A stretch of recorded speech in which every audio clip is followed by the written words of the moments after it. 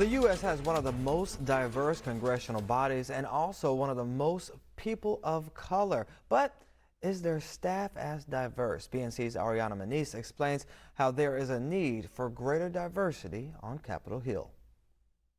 Those working alongside members of Congress play an important role in the legislative process. But unfortunately, black and brown staffers say diversity in those roles is scarce. I actually visited Washington, D.C. for the first time back in 2016, and I fell in love with it. I knew I would be back, just not under what capacity. These last 10 months have been tough for all of us. Herlene Matthew turned her dream into reality by moving to Washington, D.C. from Florida 5 years ago and landing a job on Capitol Hill. And my experience has been a very rich one.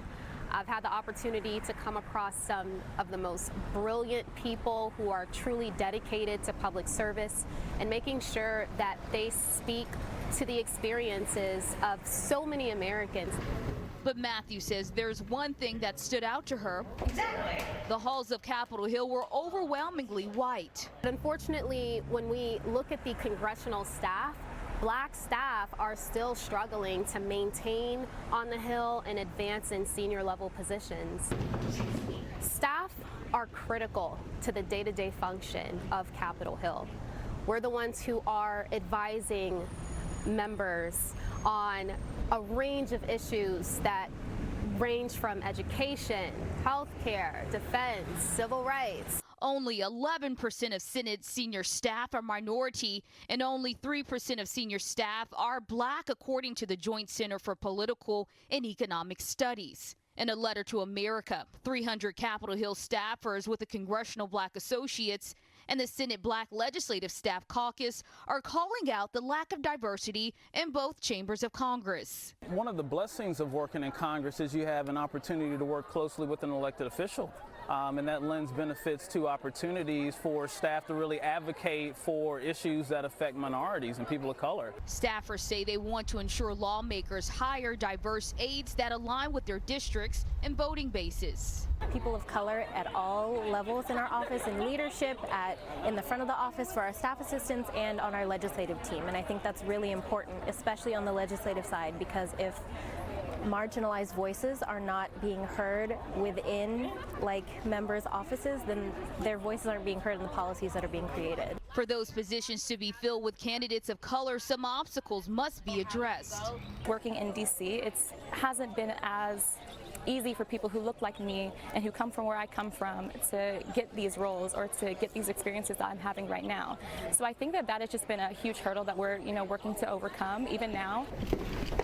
Low-pay entry-level congressional jobs, in addition to the high cost of living in the nation's capital, make it difficult for staffers to stay. How low would you say the pay is? It's very low. I cannot speak further into that, but it is very low.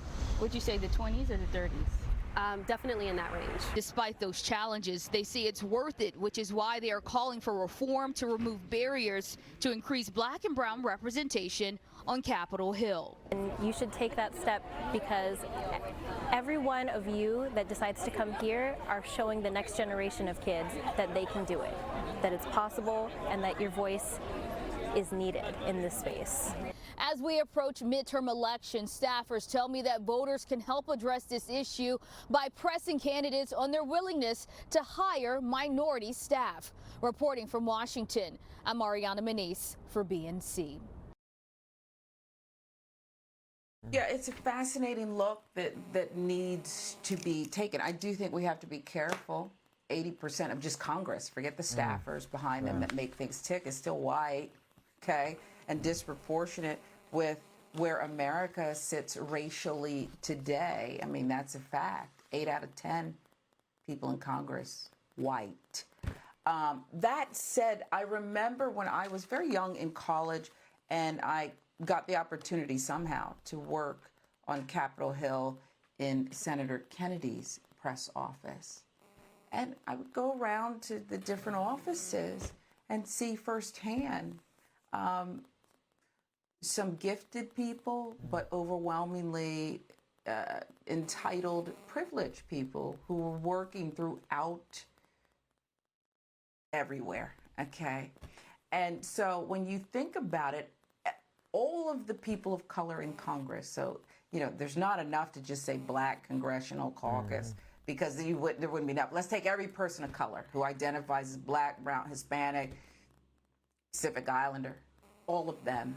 They'd all have to hire Black people, and it still wouldn't level the playing field on their staff. And there'd be enormous blowback. For what reason, I don't know. Okay, I'm sure there's plenty of white members of Congress who don't have any Black people on their staff. I bet we can guess which one. Do you think does Boebert have any? Doubt it. You want to take a guess? Very doubtful. I bet Very you. doubtful. Want to bet lunch? Maybe she would be Take more that in bet. Come on. touch with people if she Take that. did. And that was a good the woman point that they with 3 made. names? Yeah.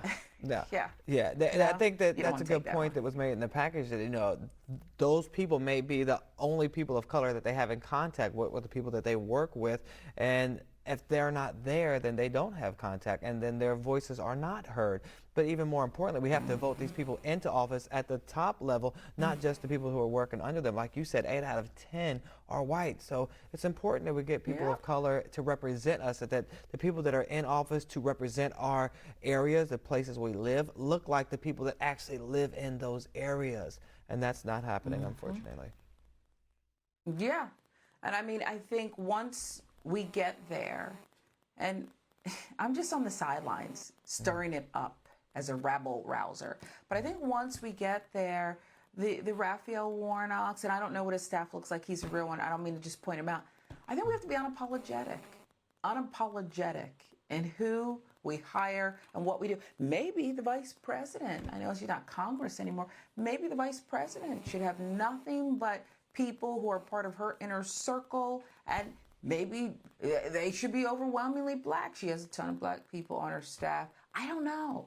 But I think whatever is done, it needs to be unapologetic in reverse, because there's no apologies made for this lack of diversity on Capitol Hill. And if we're not in the room, if we're not shaping policy, if we're not advising, if we're not learning and rubbing shoulders at the highest level, a lot of this cannot change.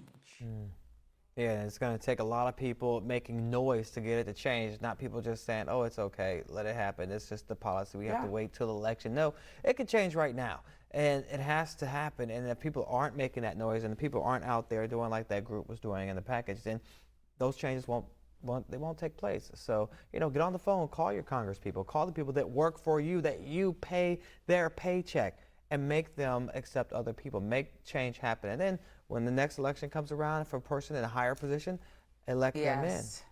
And not just because of their color, but because their color and because they're qualified also. They just have not been given the opportunities to prove it yet. So that part. I wanted to be a press secretary, Shannon Lanier.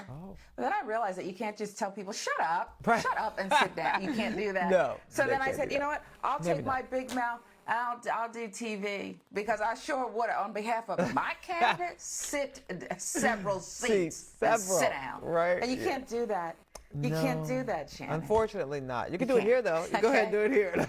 Yeah. Sit down. Right. No, we're not asking that. And no, I'm not going to find that out. Okay? Oh, Okay.